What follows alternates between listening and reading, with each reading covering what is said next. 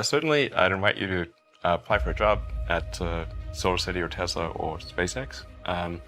And if not, then if that doesn't work for whatever reason, then apply to jobs at other companies in that arena or try starting a company. If you study engineering and you figure out how to design new things, then it's relatively easy to start a company. You just need to get a few like-minded people with you. Although I have to say that the space business is quite hard to start a company in the space business because it's such a capital-intensive business. So it may be better to do something in solar power, or if you're going to do it in cars, do it as kind of a component supplier for cars or something like that. Musk has college degrees in business and physics, but SpaceX is his first venture in aerospace. How did you get the expertise to be the chief technology officer of a rocket ship company? I do have a physics background. That's helpful as a foundation. And then I read a lot of books and talked to a lot of smart people. Don't just follow the trend. You may have heard me say that it's good to think in terms of the physics approach or first principles, which is rather than reasoning by analogy, you boil things down to the most fundamental truths you can imagine, and you reason up from there. And this is a good way to figure out if something really makes sense, or if it's just what everybody else is doing. It's hard to think that way. You can't think that way about everything. It takes a lot of effort. But if you're trying to do something new, it's the best way to think. And that framework was developed by physicists to figure out counterintuitive things like quantum mechanics. So it's really a powerful method. And I want to know, what is the one thing that has surprised you about your life? Well, I'm surprised by the whole thing, honestly. I certainly didn't expect for any of these things to happen, honestly. Yeah. I just knew I knew I wanted to be involved in technology. In fact, the only reason I started a company back in '95, an internet company, was because I couldn't get it. There were only a few internet companies, and I couldn't get a job at any of them.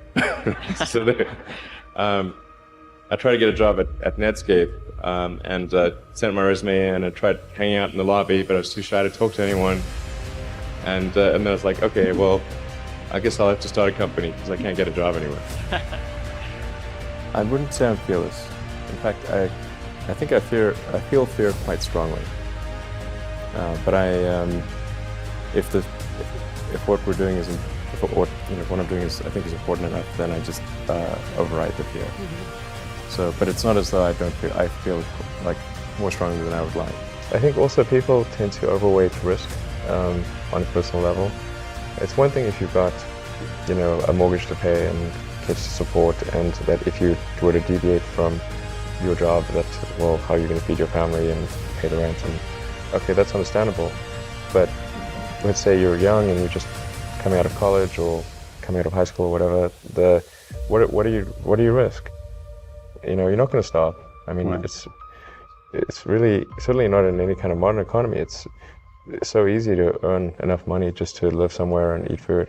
I don't know what are they afraid of? They're mostly afraid of failure, I think.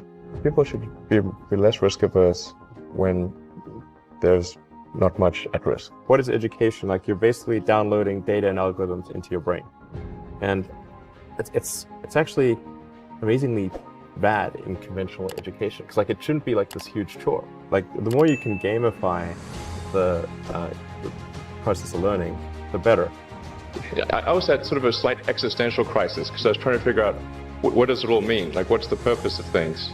And I came to the conclusion that if we can advance the knowledge of the world, if we can do things that expand the scope and scale of consciousness, then we're better able to ask the right questions and become more enlightened, and that's really the only way forward. What drives you? What is it that when you wake up in the morning, do you see a problem and you want to solve it? The thing that drives me is that I want to be able to think about the future and feel good about that.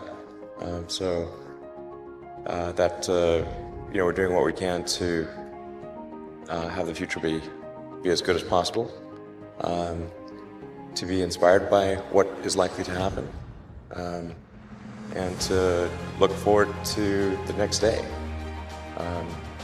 So that's what really drives me, is trying to figure out how do we make sure that things are great and going to be so, and that's the underlying principle behind Tesla and SpaceX, is that I think it's pretty important that we accelerate the transition to sustainable generation and consumption of energy.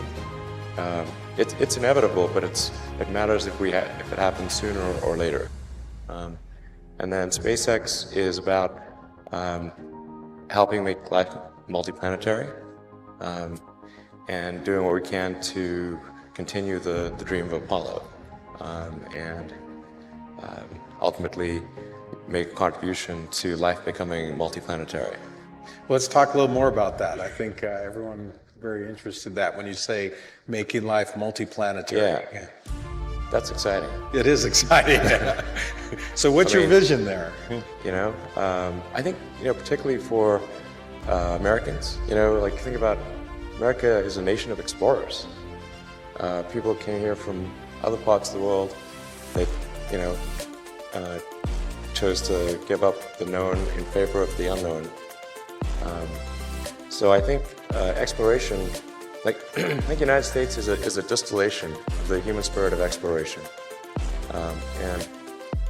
So that's why it appeals to Americans so much. You can see this when, there was a shuttle tragedy, and 7 people died, and that's terrible. But a lot of people die all the time. But why do we care so much? Because it was the dream of exploration that was dying along with those people. That's why. I mean, I thought both Tesla and SpaceX would fail at the beginning. You saw it? Yeah, sure. Really? Of course. But nevertheless, you put all your money in that. I expected to lose it. Well, technically, what I thought was, well, I'll take half the money from PayPal, and if I lose half of it, that's okay. But then, of course, the companies encounter difficulties and then have a choice of either let the company die, or put all the money into the companies. And so I really didn't want the companies to die, so I put all the money in the companies. Yeah. And then I had to borrow money from friends to pay living expenses. Just looking just for evidence of exceptional ability.